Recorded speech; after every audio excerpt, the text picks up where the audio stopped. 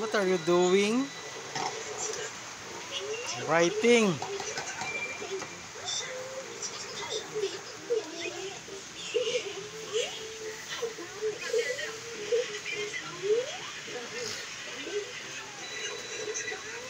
Anong ulam mo? Pabo? Pabulad-bulad? Tinula? Tinulang noodles?